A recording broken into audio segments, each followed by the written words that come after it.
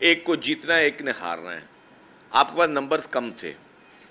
آپ کے پاس حیدرآباد میں بھی نمبرز کم تھے, آپ صرف ایک ممبر جیت سکے.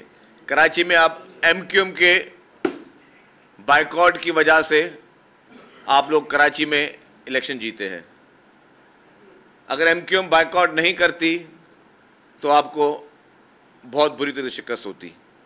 اچھا, جماعت اسلامی خود جب بھی آئی ہے, جب بھی اس نے یہ میئر کراچی اس کو ملا ہے, تب ڈکٹیٹروں کا دور میں آئی ہے, کبھی کسی ڈیموکریٹک پارٹی کے دور میں آئی نہیں ہے.